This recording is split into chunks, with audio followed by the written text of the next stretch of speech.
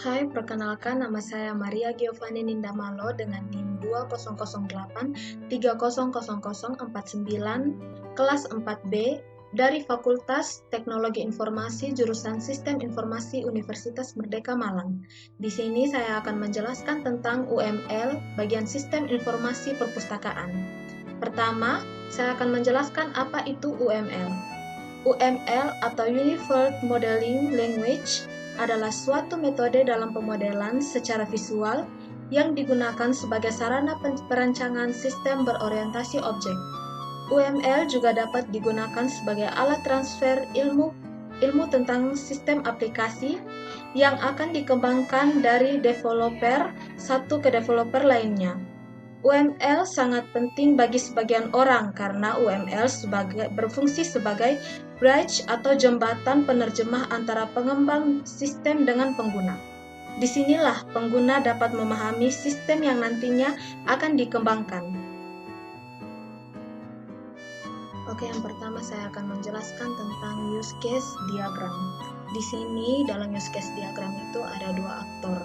Yang pertama si peminjam buku, yang kedua staf perpustakaan. Si peminjam buku akan memilih buku, kemudian si peminjam akan meminjam buku pada staf perpustakaan. Kemudian si peminjam akan menyerahkan data-datanya berupa EKTM atau NIP ke staf perpustakaan. Kemudian staf perpustakaan akan melakukan pendataan peminjaman di mana akan menginput data-data dari si peminjam buku. Registrasi peminjam buku di sini maksudnya ini staf perpustakaan akan meregistrasi data-data dari si peminjam buku jika si peminjam buku belum pernah registrasi atau melakukan pendataan di mana si peminjam belum menjadi anggota. Kemudian staf perpustakaan akan menentukan batas waktu peminjaman buku. Dan kemudian si peminjam akan mengembalikan buku ke staf perpustakaan. Staf perpustakaan akan membuat pendataan pengembalian buku dan melakukan penginputan dari data-data si peminjam buku. Di sini denda maksudnya jika peminjam buku lama mengembalikan buku, peminjam akan mendapatkan denda yang harus dibayar dari staf perpustakaan. Yang kedua, saya akan membahas tentang activity diagram. Definisi dari activity diagram yaitu teknik untuk mendeskripsikan logika prosedural, proses bisnis, dan aliran kerja dalam banyak kasus kerja personal dan alur data.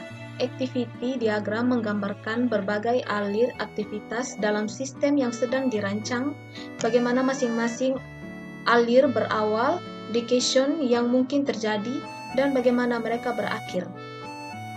Dan ini adalah data diagram dari activity, di mana si peminjam akan meminjamkan buku, kemudian menyerahkan data-datanya, kemudian kepada staf perpustakaan.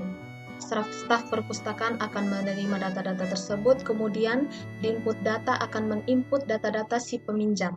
Kemudian staf perpustakaan akan menentukan batas waktu peminjaman dan menyerahkan buku tersebut. Kemudian si peminjam buku akan membawa buku. Yang ketiga adalah sequence diagram perpustakaan. Dibagi menjadi dua bagian, yaitu sequence diagram peminjaman buku. Di sini ada 4 faktor, yaitu peminjam buku, kartu anggota, input data, dan staf perpustakaan. Pertama, si peminjam buku akan meminjamkan buku, kemudian menyerahkan data-datanya atau kartu anggota, dan kemudian staf perpustakaan akan menerima data-data tersebut, kemudian staf perpustakaan akan mencatat data-data peminjaman, dan staf perpustakaan akan menyerahkan buku. Yang kedua, sequence diagram pengembalian buku, di mana di sini juga ada 4 faktor yang sama. si peminjam akan mengembalikan buku, kemudian menyerahkan kartu anggotanya atau data-datanya, dan staf perpustakaan akan menerima data-data tersebut, kemudian staf perpustakaan akan mencatat data pengembalian dan menerima buku kembali. Yang keempat adalah kelas diagram perpustakaan. Kelas diagram menggambarkan struktur sistem dari segi pendefinisian kelas-kelas yang akan dibuat untuk membangun sistem. Di sini ada beberapa faktor, yaitu mahasiswa atau dosen, anggota, peminjaman buku, pengembalian buku, staf perpustakaan, dan denda. Pertama, mahasiswa atau dosen datang ke perpus.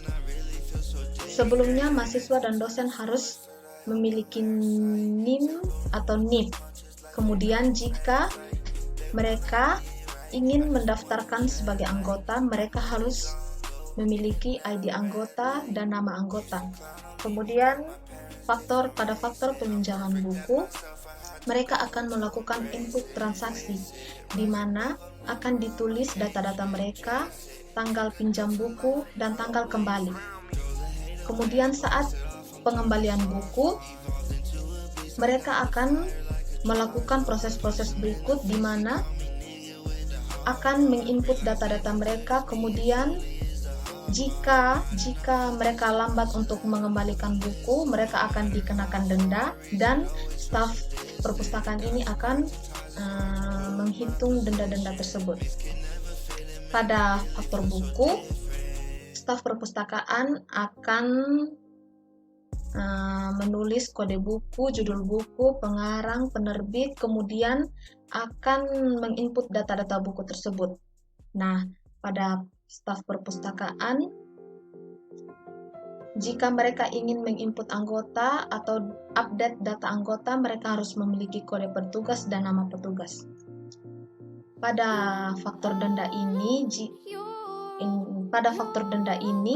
jika si peminjam ini lambat untuk mengembalikan buku, mereka akan dikenakan denda, di mana akan ditulis data-data mereka, kemudian staf perpustakaan akan menghitung denda-denda yang harus dikeluarkan oleh si peminjam.